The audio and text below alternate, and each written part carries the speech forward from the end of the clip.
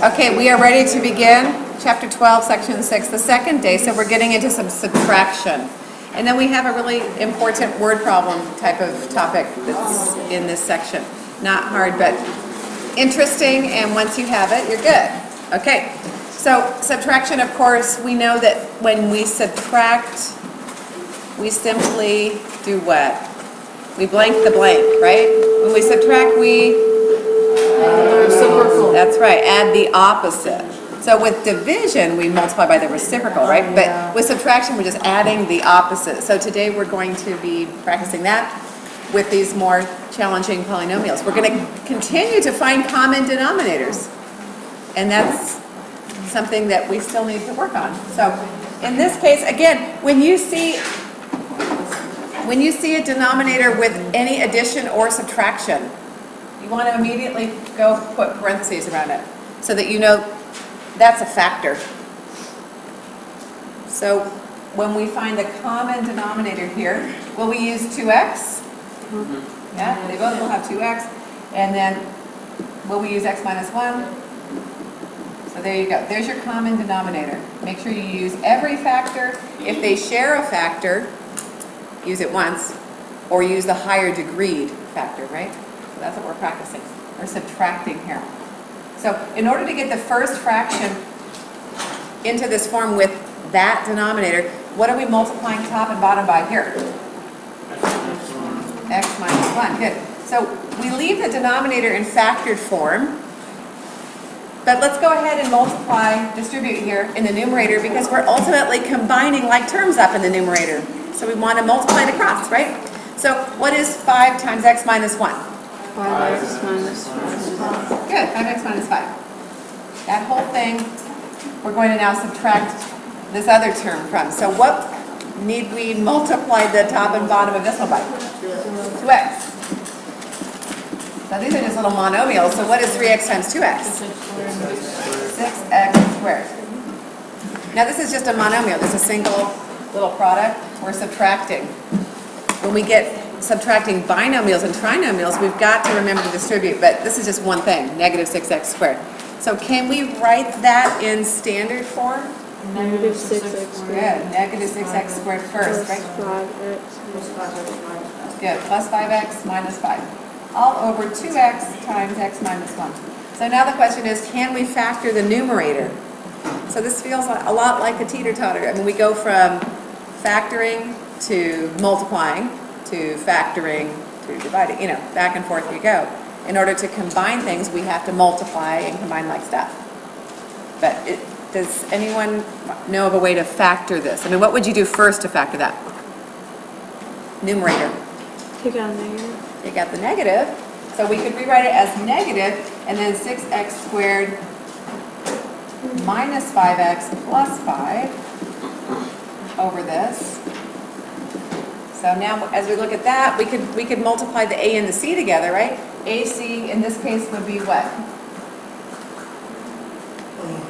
What are a and what are c in this trinomial? 6 and 5, right? 6 times 5 is 30. So are there any factors of 30 that when you add them up, look at that's a positive c term, right? When you add them, will give you a negative 5 in the middle. I mean, even if we do this, 2 times 3 times 5. If we recombine those in any way, could we end up with adding them and getting 5? No, we could add them and get 10, right? Do you see all those factors? We could even add these two here and get 11, but we cannot factor that. That's unfactorable. But we do have to ask that every time, because sometimes we will have a factorable numerator, and then it may simplify with the denominator. Okay, so make sure you ask that. Okay, so this is a little trickier. We have trinomials in the denominator.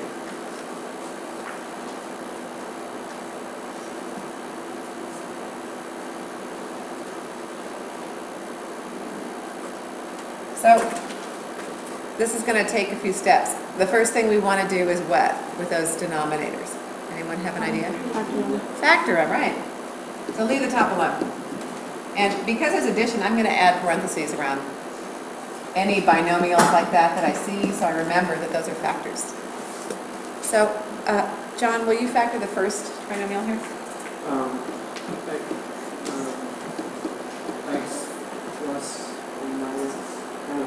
It's a positive 15 with a negative middle. So it has to be negative minus. Minus and minus, right? Two negatives will give you the positive 15. What factors of 15 add to 8? 5 and 3. 5 and 3. Good, 5 and 3. Well, look at, we've got x plus 3 over x minus 3. Are those opposites? No. They're not. They're not. Too bad. They're not simplifiable there. Okay. And then over here, somebody else, give me the factors of that. X squared minus x minus 20. X plus 4, X minus 5. Good. Wait a minute. Yeah, you got it. X plus 4, x minus 5. Okay. So we have to have like denominators, and these are not alike, so we're going to blow it up. This denominator has x minus 5, x minus 3. X minus 5, x minus 3. This has an x minus 5 as well. Do we need to add another one over here? No.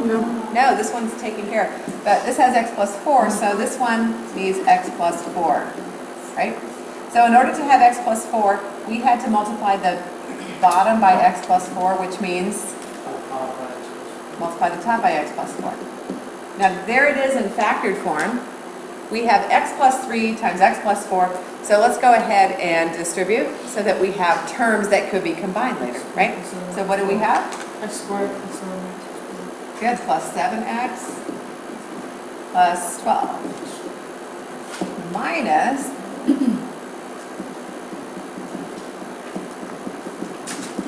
what is the one factor that this fraction needs? This one, x minus 3 is what it needs, right? So that means we had to multiply the top and bottom by x minus 3. So x squared plus 3x squared minus 18. And put that entire term in parentheses because we're subtracting here.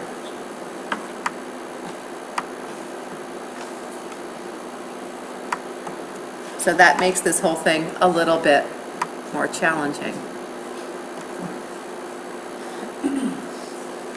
Because you already told me when we subtract, we add the opposite. So if we were to change this, I would use a different color in your notes, but we're going to, basically distribute the negative to each term.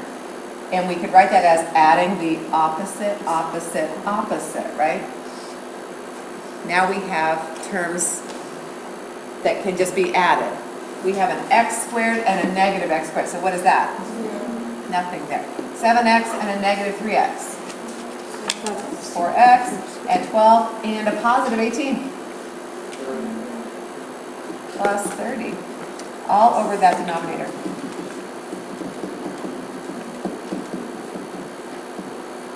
Now, is that numerator factorable? What could come out of 4x and 30? 2. So we could pull out the 2 and call it 2x plus 15. And can that simplify with anything in the denominator? No. It has to be matching the entire binomial in a parentheses, right? It has to be matching x minus 5 or x minus 3 or x plus 4. Just because 5 can go into 15, does that mean we simplify it? No. That's the cookie roll. Don't do it. So it's not reducible. Matthew owes us money. Everybody is. Okay, try these and then we'll come back and show the answer. Okay, so you can pause the video and take a look at how we blew these up and then combined like terms in the numerators. We are always looking to see at the very end whether we can factor. And in both of these, in number 7 here, we cannot factor that. So there's no way to simplify it further. Okay, let's try it again now with subtraction.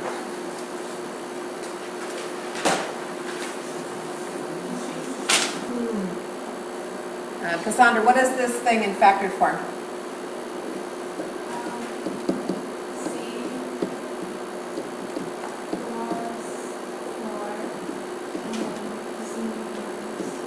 Good. I'm going to put this binomial in parentheses. It is in the numerator. Same thing over here. I'm going to say z plus 1, right? Over, what is this pattern we see here? Good, difference of two perfect squares. So what is the factor? Z equals 2, Z minus 2. Good, z plus 2, z minus 2. Okay, so now we're looking for the common denominator. And do we use z plus 4? And do we use z minus 2? They both have it. Do we use it? Yes. Only once. And do we use z plus 2? Yes.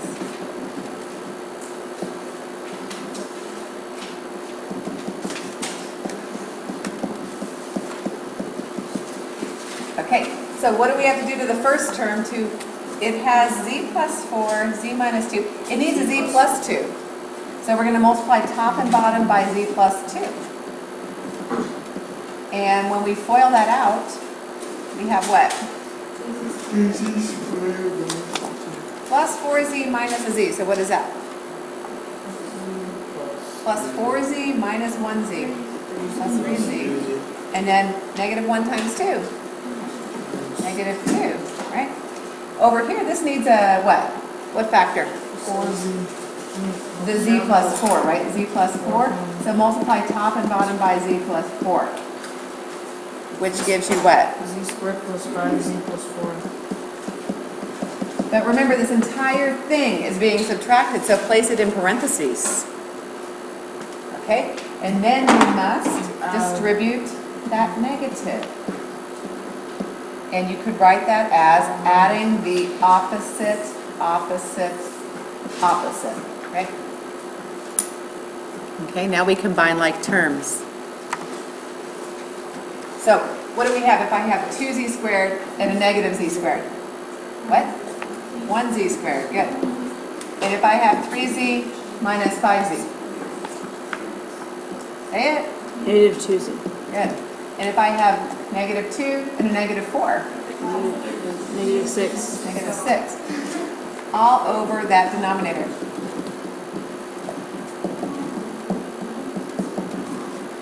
Okay. Is that numerator factorable? No. No. Are there factors of 6 that subtract to give you 2? No. 6 minus 1 is 5, and 3 minus 2 is 1, so no. Wasn't it important? Okay, this is the important word problem I wanted to talk about today. You're going to do one in a moment, but right now you're going to look at this one. We're going to walk through it. So, common question in math. A boat is traveling 24 kilometers upstream against a current, and then turning around and coming back 24 kilometers downstream with the current, as shown in the diagram. So we have two pieces to this trip, upstream and downstream, right? They also give us the, they ask us to write an equation that gives a total travel time, T, in hours, as a function of the boat's average speed, R, in kilometers per hour in still water. So find the total travel time if the boat's average speed in still water is 10 kilometers per hour. So what I want you to do, what do we think when we think we have distance, we're asked about rate, and they're talking about time, what is the equation? Dirt.